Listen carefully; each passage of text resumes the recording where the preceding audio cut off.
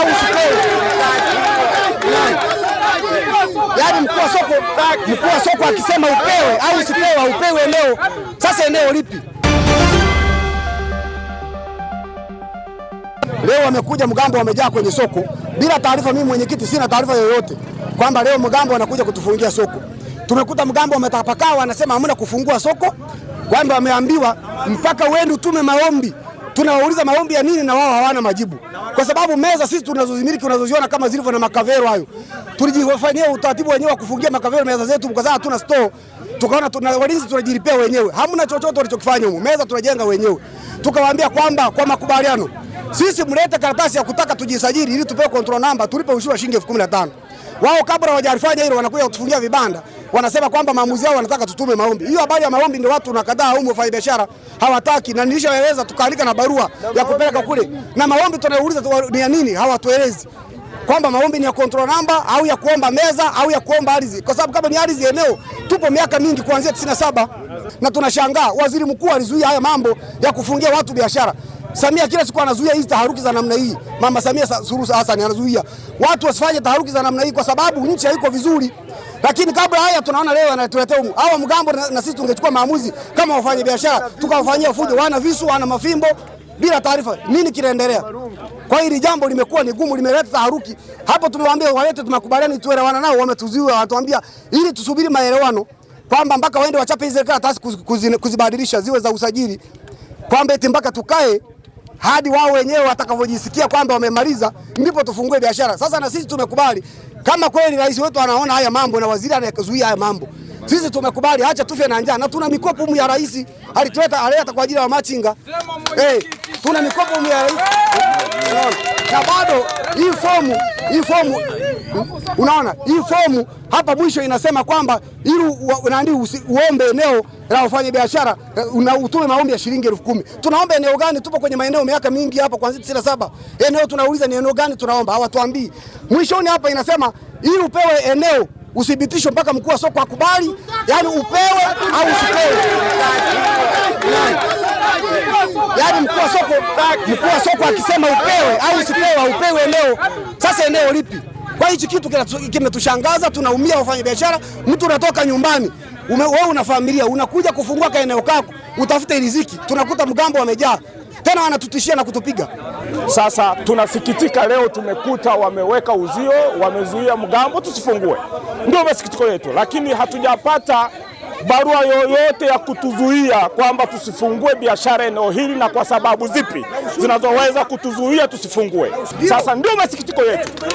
Tunataka watuambie ni kwa nini wanatuzuia tusifanye biashara. Sababu zao ni zipi? Hatujapata barua rasmi ya kutuzuia tusifungue duka hapa. Tumefika hapa tunatumia kila siku, tukikaa hapa tunaletea fomu, mara kuna ushuru unabadilika ndani ya mwezi mmoja, ushuru unakuja mara 3.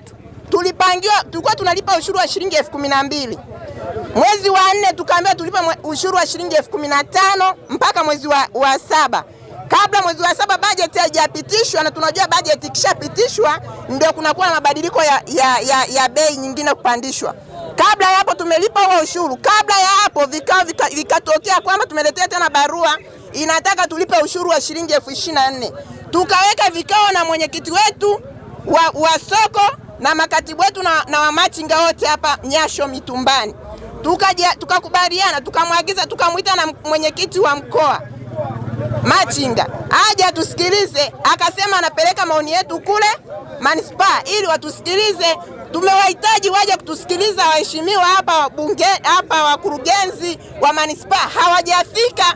Leo tumetoka nyumbani tunakuta Mgambo wamejaa.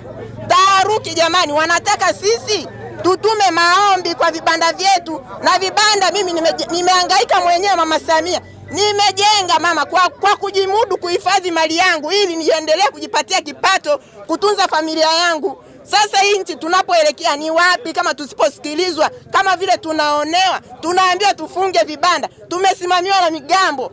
Kama wanataka sisi kutuma maombi ya vibanda, watujengee vibanda vyetu.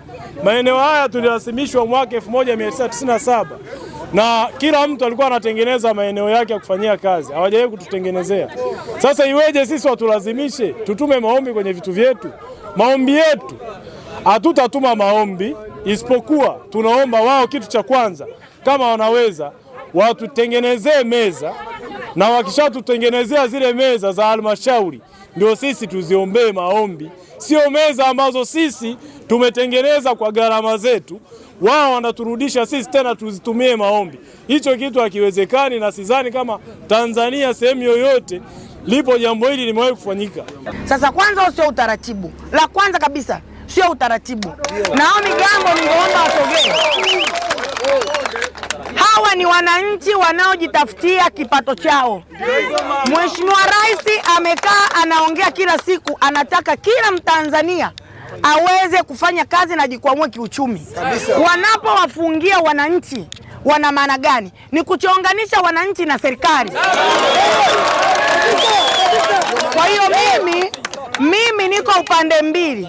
Mimi nipo kwa niaba ya serikali na nipo kama mwakilishi wa wananchi wa jimbo la Msoma mjini. Ninaomba kwanza Mgambo wote tuongozane twende manispaa, na wafanyabiashara fungueni miradi yenu, muendelee na biashara. Ninaomba mkuu wa soko, mwenyekiti wa wafanyabiashara, katibu wa wafanyabiashara, kuna wajumbe wawili, kuna na katibu wa machinga wa mkoa yuko hapa. Ninaomba tuongozane wote ofisini kwangu pamoja nao Migambo wote tuongozane ofisi ya mkurugenzi. Naomba wafanyabiashara kuweni calm. Rais Samia anawapenda wananchi wote, hasa wa Msoma mjini. Na mimi mlienipigia kura za kutosha, siko tayari kuona mnadhalilika, na mimi nipo. Naomba fungueni maduka yenu hapa nikiwepo, muendelee na biashara. Haya, kila mtu akafanya biashara.